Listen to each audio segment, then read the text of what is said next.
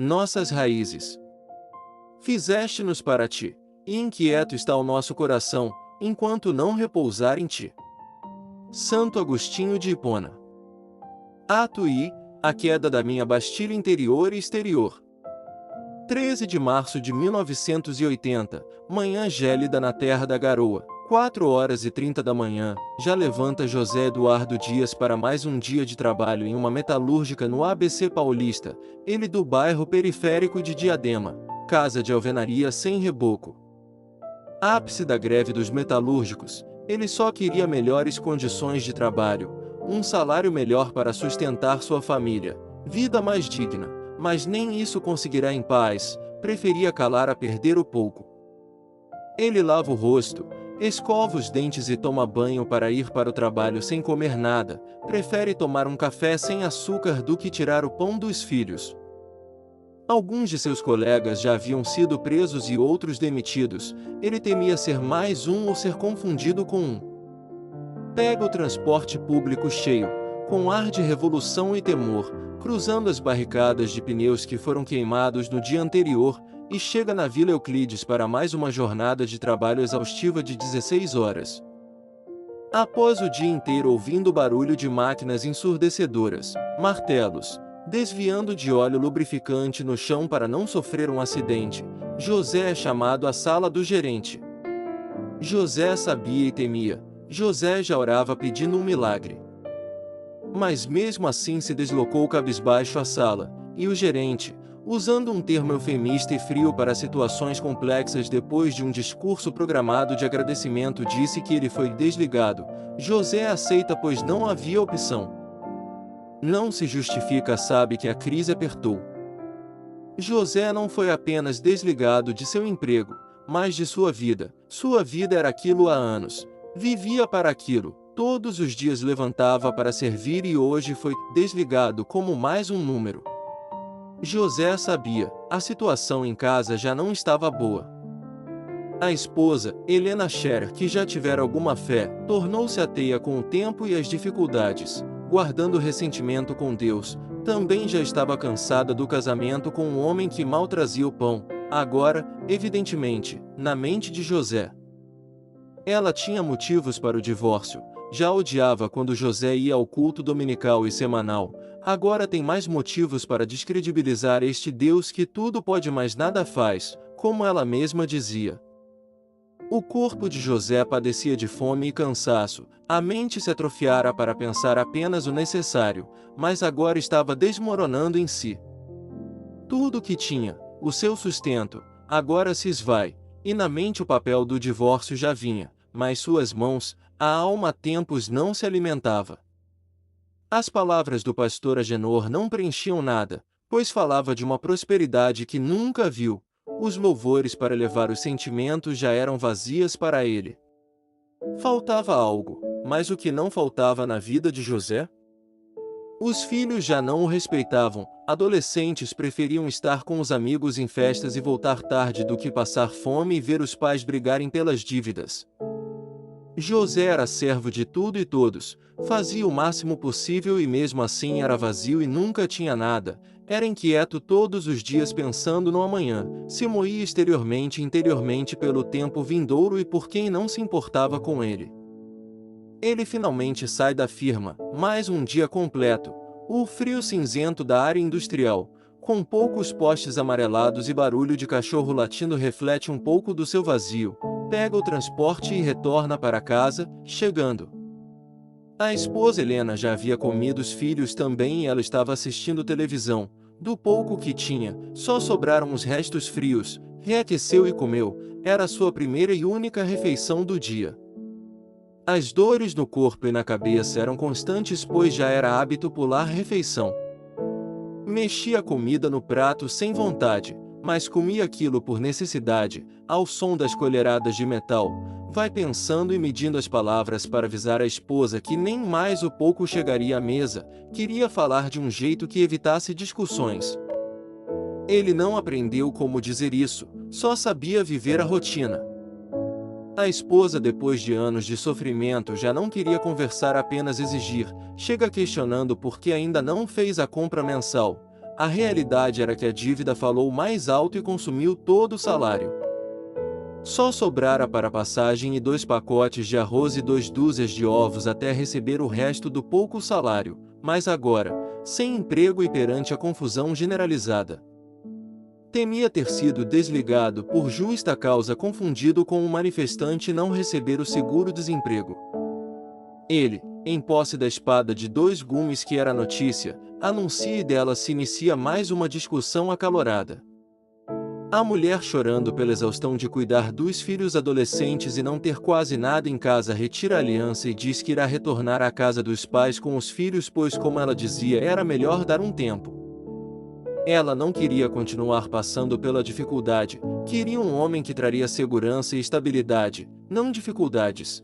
Na mesma noite ela se retirou com a única mala que havia na casa, e José perdeu o chão. Mas naquele momento só deitou do jeito que chegou e dormiu. Ato 2. O flashback, a esperança no passado. Já se fazem 10 meses, o divórcio, algo esperado, mais silencioso, seguiu. José perderá sua casa, que ficará para a esposa, os filhos e o novo namorado. Enquanto isso, fazia bicos no Ceasa para se sustentar e talvez conseguir um pouco dos restos do que não foi vendido. Nestes meses, procurou no álcool o consolo. José buscava achar no fundo de uma garrafa de álcool o que não achará no fundo de si, a paz. O que sua alma, seu corpo e sua mente necessitavam, ele não buscava. Era complicado demais, era difícil demais achar respostas, era melhor ludibriar a razão perdendo a sanidade. O pastor passava com o carro do ano na frente de sua porta. Seu comércio era próspero enquanto ele mal tinha o pão garantido. Era fácil pregar prosperidade explorando, mas e sendo explorado?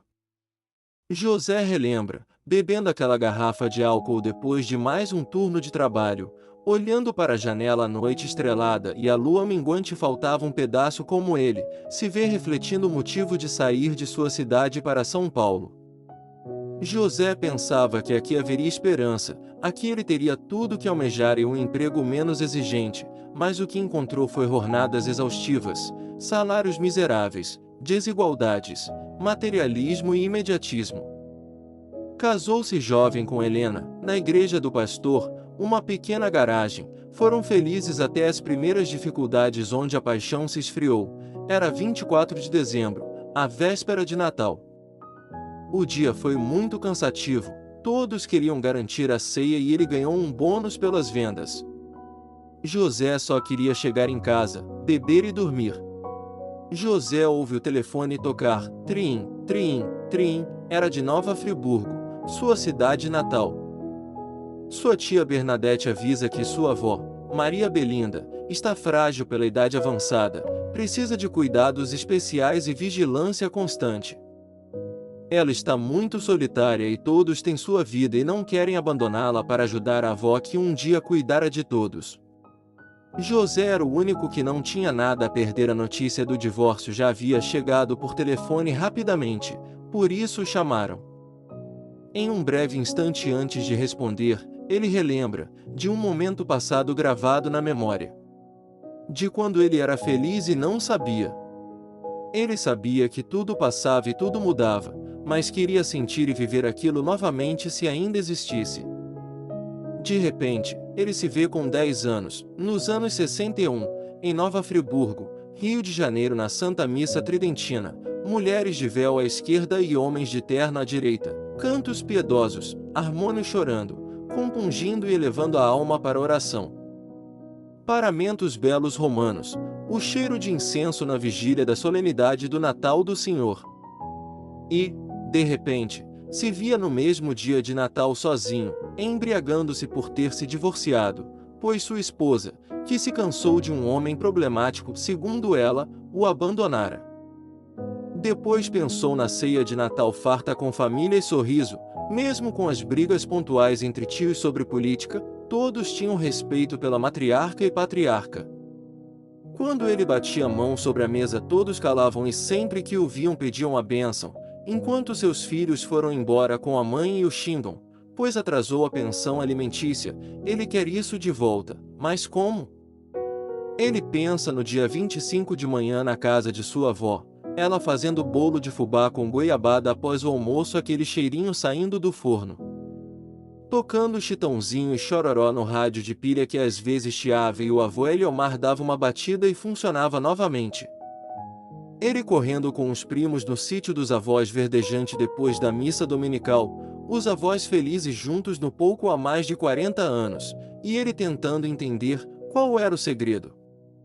Ele tenta ir à igreja, mas o pastor Agenor só pregava prosperidade, o pastor Cláudio pegava coisas diferentes e opostas ao pastor Agenor e o pastor Euribe diverge com os dois e vai fundar sua própria igreja.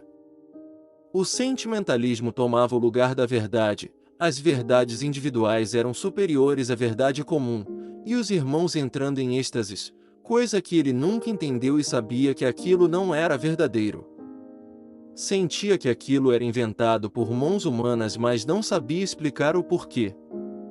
Ele saiu de Nova Friburgo buscando o futuro em São Paulo, mas, na verdade, se perdeu no materialismo e imediatismo, esquecendo de quem era e seus ideais. Percebeu, nos últimos momentos da reflexão, que estabelecer a vida nisso era impossível. Mas onde estabelecer? Agora ele não tinha as respostas para essas perguntas, mas as perguntas de sua tia Bernadette exigiam respostas agora.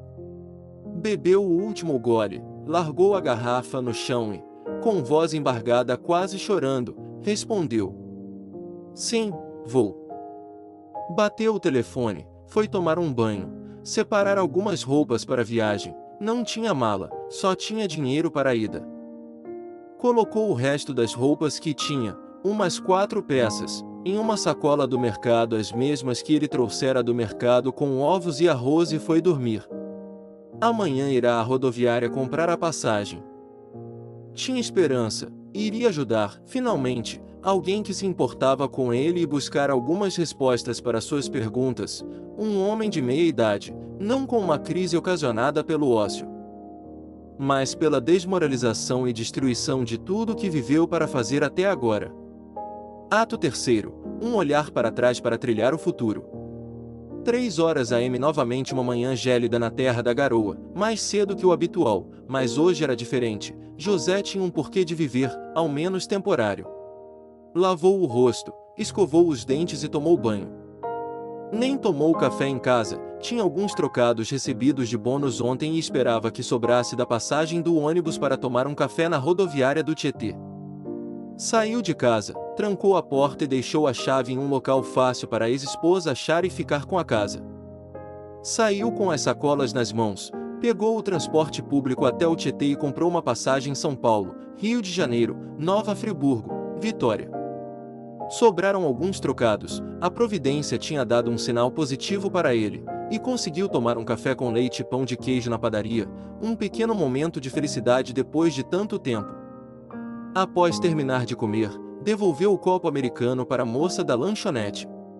O alto-falante abafado e forte já anunciava: "Atenção passageiros da aviação Santa Cruz com destino à Vitória, horário de partida 6 horas, embarque na plataforma 7. Era um flash azul clássico. Colocou as sacolas por cima das outras malas para não rasgarem no bagageiro e entrou no ônibus, com esperança e alegria, algo que há anos não sentia, algo que nem sabia mais intitular. Na saída de São Paulo, olhando pela janela, era como se deixaram o passado para trás, a saída das falsas esperanças que colocará em algo que nunca daria certo. Mais tarde percebeu. Já chegava à cidade bela, contemplando o Cristo Redentor que abraça o Brasil. José se encanta, e logo o ônibus segue para o interior, para sua terra, que pela memória lembrava dos montes verdejantes e das estradas de terra que ligavam o sítio da vovó Belinda e do vovô Eliomar, como chamava os avós na infância, ao resto do mundo. Ele retorna como aos 10 anos. Não tinha um futuro claro, mas colhia o dia. Já passava do meio-dia, e o cafezinho da manhã já pedia reforço. O motorista avisa: 15 minutos para Nova Friburgo. O coração de José gela. Ele aguarda ansioso e esperançoso enquanto o ônibus, ao entrar na área rural, trepida entre as pedras e buracos da estrada. Já se vê em prédios, comércios, indústrias, casas e subúrbios, mas o bairro da vovó Belinda permanece o mesmo, Como se tivesse permanecido em tempos bons, José tinha um grande senso nostálgico de sua infância. Talvez pela pureza infantil ou por ser otimista demais, parecia um tempo onde não havia dificuldades ou as pessoas sabiam lidar com elas, algo que não lhe foi ensinado. Ele chega ao pequeno ponto de ônibus da cidade, muito próximo ao sítio da vovó Belinda e do vovô Eliomar. Retira suas sacolas empoeiradas e bagunçadas do bagageiro, dá 2 batidas para sinalizar ao motorista e o ônibus segue pela estrada levantando poeira até sumir no horizonte. José acompanhou com os olhos até onde pode, até tomar consciência do dever. O caminho podia ser feito a pé até o sítio, mas parecia tão distante quanto um deserto solitário. Não era um lugar novo, mas era desconhecido para o homem em que havia se tornado. Ele vai caminhando com resignação. As sacolas frágeis já estavam afinando, os dedos doendo, o sol na cabeça sem chapéu. Logo chega e vê na entrada, Sítio Bom Pastor, vovô que escolheu o nome. Ele entra, e é como no flashback, o vasto quintal cheio de flores, o som de passarinhos, a grama verdejante, uma pequena capelinha no alto da colina dedicada a Nossa Senhora das Dores. O poço de água onde brincava de jogar pedra com os primos e depois a mãe ia brigar, as galinhas correndo livremente, o pequeno casebre dos avós com fogão a lenha do lado de fora, uma pia simples e um quadro de São Benedito, de quem a avó era devota e intercedia para que fizesse aquelas maravilhosas comidas como padroeiro dos cozinheiros. Havia um silêncio que aquietava, mas também um silêncio triste, a ausência do avô, que trazia segurança. Mas ainda havia a avó, que trazia carinho e amor, e é por ela que ele veio e por si também. Ele chega, tira a botina, pois sabe que a avó Belinda não gostava de sujeira em casa. No topo da porta, um crucifixo, que ele olha reciprocamente. Coloca as sacolas da mão direita no chão e bate com 3 toques e diz: Vó Belinda, é o Zé, seu neto. A avó, alegre, já havia preparado a recepção calorosa e aguardava o neto. Pode entrar, Zé, meu FI, eu já vou. Ela estava rezando um terço, com seu véu negro na cabeça, em seu oratório, contemplando os mistérios e rezando por ele na viagem. Ele entrou pegando as sacolas novamente e colocando na mesa da casa. Ela já estava no Salve Regina e observou em silêncio contemplativo. Quando ela se persignou, ele repetiu respeitosamente. Ela guardou o véu na bolsa, beijou o terço, guardou-o no oratório e veio devagar, com sua muleta fazendo barulho de madeira batendo no chão. Abraçou o neto. Zé, meu filho, quanto tempo, você está tão grande. Um homem feito já, que alegria receber você aqui, deixa a avó te dar um beijo, meu filho. Ele, em gesto de humildade, pede a bênção, algo que aprenderá aqui mas nunca mais usou, osculando as mãos daquela que tanto carinho lhe deu. E ela responde: Deus te abençoe, meu filho. Ela traça piedosamente o sinal da Santa Cruz na testa do neto. José via a mesma casa onde crescerá, porém mais silenciosa. O quadro do Sagrado Coração de Jesus e do Imaculado Coração de Maria no centro da sala, perto da vitrola onde o avô escutava discos e dançava com a avó. Perto do oratório da avó tinha um harmônio antigo que ressoava as cantigas de Natal que ela cantava com o avô para os netos. A avó o chama para almoçar.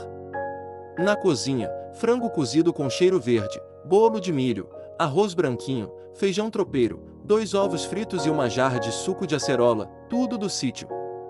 José se enche de alegria. Não precisava. Mas no fundo precisava, mas aprenderá a esconder isso como um homem.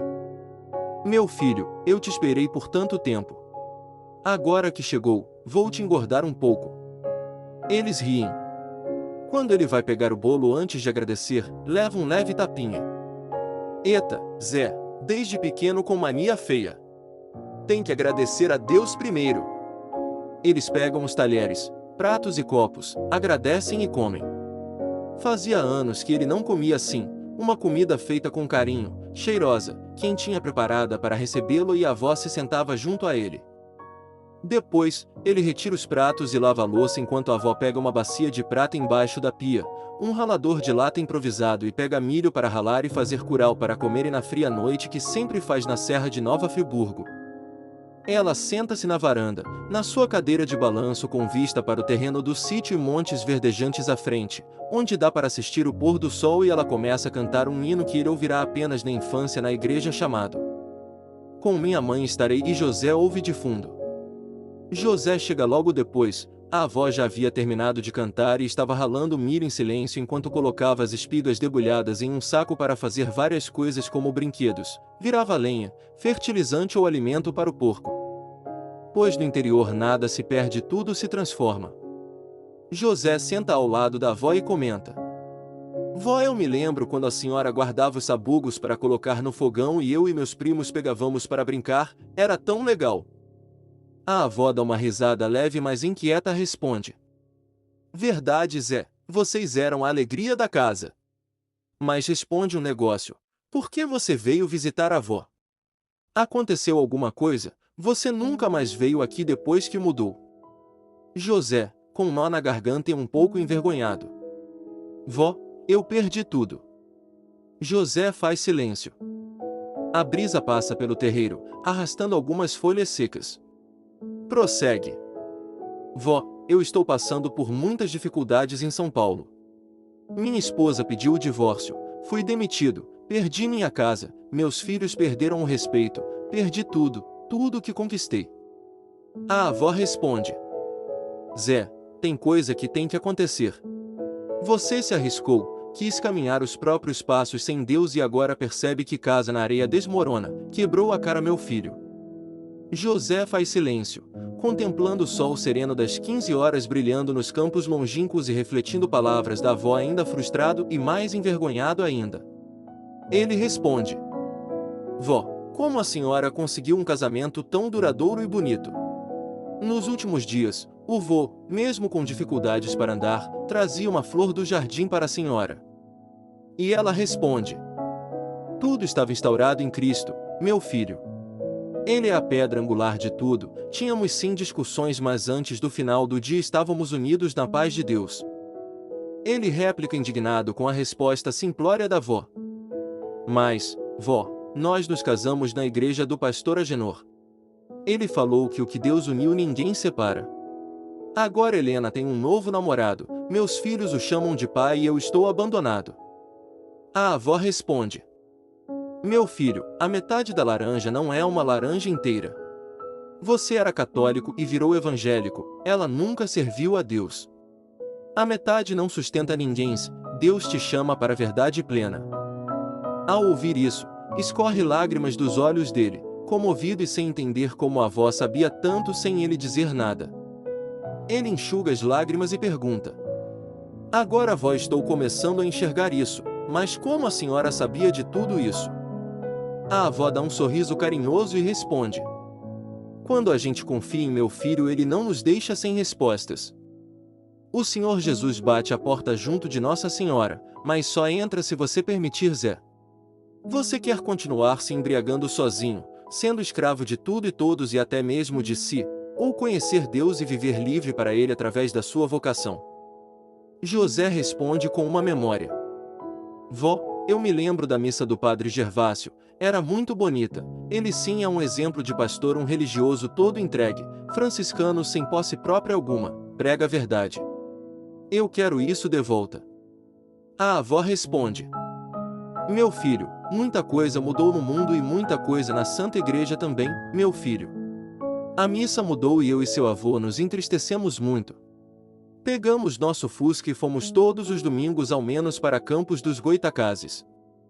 Lá tem a Santa Missa do jeito que deveria permanecer, do jeito que sempre foi."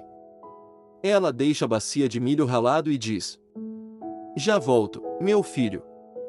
Ela retorna com um álbum de fotos, casamento, sacramentos, família. José vê a avó um pouco mais jovem que agora, de vestido e véu, ao lado do avô de terno na crisma dele em 1962 na Catedral São João Batista em Nova Friburgo. "Vó, eu quero isso de volta. Eu estava feliz. Eu acho que tinha sentido para minha vida, pelo menos muito mais que agora." A avó responde com carinho: "Amém, meu filho.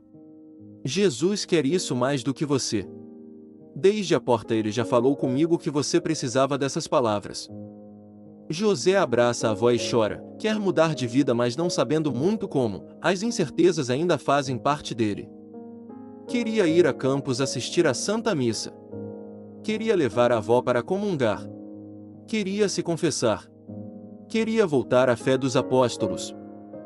Sabia dirigir pouco, mas tinha certeza de que o fusquinha do vovô Eliomar seria providencial.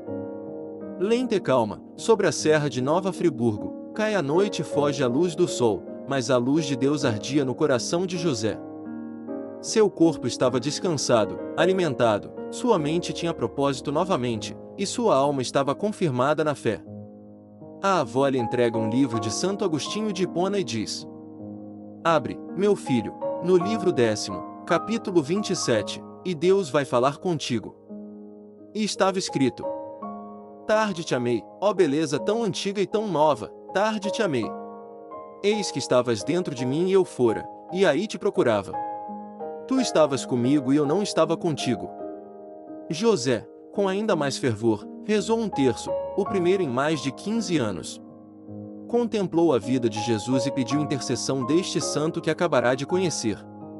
Logo após, a avó já tinha terminado a canjica, não precisava de janta pois o almoço tinha sustância.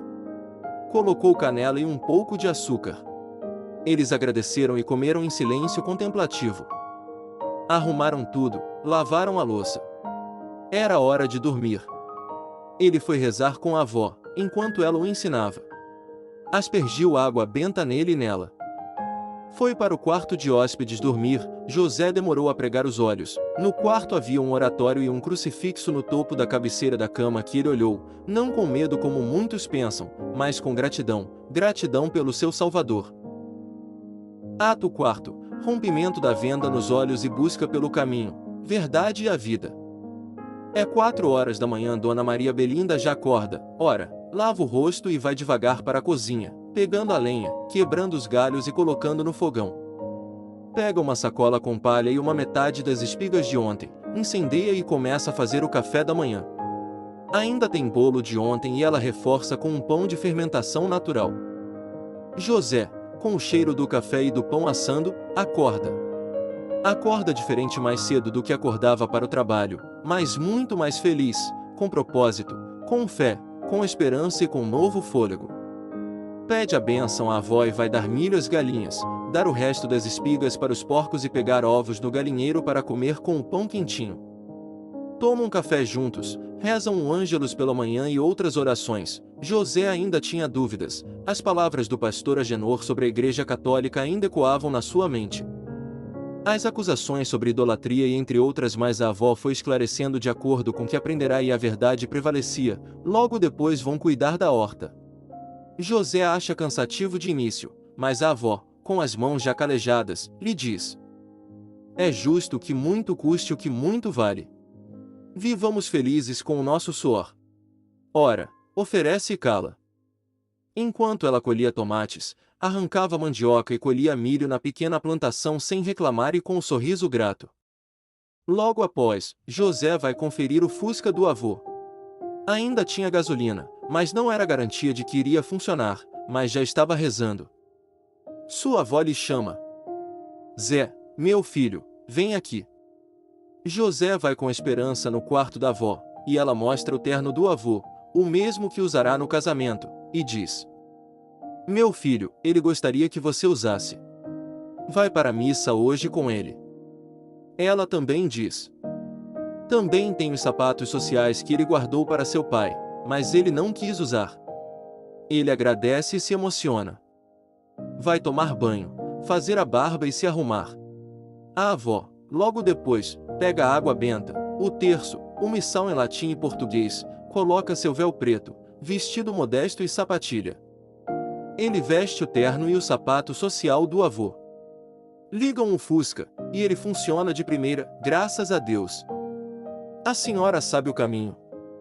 Sei sim, meu filho. Fomos todos os domingos até o falecimento do seu avô.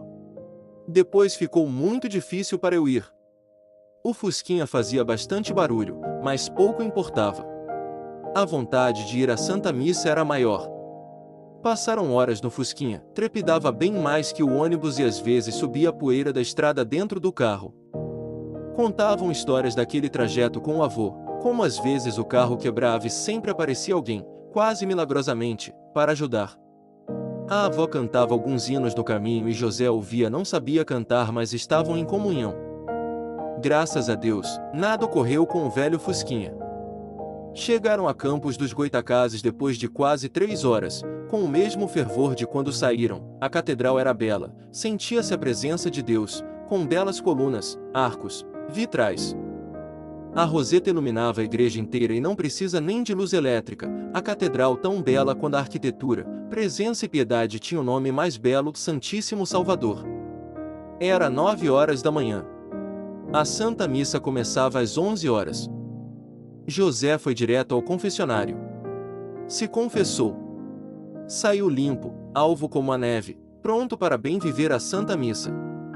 Todos estavam sentados, bem vestidos, cantando como no flashback dos anos 60. O órgão de tubos tocava Adoremus in Aeternum, adoremos eternamente, como um trovão ressoava, e o coral acompanhava. José e sua avó rezavam o terço e se persignavam com água benta para se preparando para viver bem a missa. O sino dá 3 badaladas, todos levantam, o órgão começa a tocar e o povo a cantar junto do coral, um canto belo. José nunca tinha ouvido, não sabia o nome. Não sabia cantar, mas do mesmo jeito que ouvia a avó cantar em comunhão, ouvia a comunidade cantar alegremente. José se encanta novamente. O mesmo padre Gervásio, já curvado pela idade de 65 anos, preside com a mesma piedade ou maior do que a que José lembrava. Na procissão de entrada já velhinho andava um pouco manco, mas com olhar firme no sacrário. A voz permanecia calma, só que agora mais rouco pela idade. No ato penitencial José esmurrava o peito pedindo perdão por suas faltas. No Glória ele cantou com todo o fôlego. Ouviu atentamente as leituras, gradual e a homilia do padre Gervásio. A homilia falava de um tal de filho pródigo e de repente o padre Gervásio falou que hoje tinha um filho pródigo aqui voltando para casa e repetiu: "Você mesmo que pensa que é mais uma coincidência, Deus está falando com você." José chorou. Era a palavra de Deus e seu poder, não somente palavra agradável mas útil para a correção. Há anos José tinha sede de palavra. José no ofertório se ofertava a Deus completamente. Pela primeira vez em anos na consagração, após as palavras do sacerdote, viu Cristo descer dos céus na Eucaristia e adorou. Foi para a fila de comunhão ao som do mesmo canto de sua primeira comunhão, Panis Angelicus, Pão dos Anjos. De joelhos ele comungou a hóstia consagrada. Ali ele percebeu finalmente que não era somente um pão, mas o próprio Deus entre nós. Ele se sentiu completo. Ali estava o que buscará toda a sua vida, mesmo já possuindo, só deu valor quando ele abandonou e reencontrou.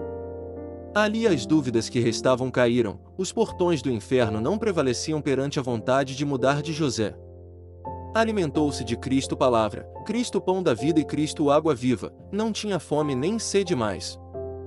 Os meses passaram e 5 anos correram, e o fervor permaneceu como no primeiro dia. Mesmo às vezes as dificuldades, falando mais alto, ele sempre tinha em mente os discípulos de Emaús que caminharam com Deus mas não o reconheceram, preferiram ver a dor.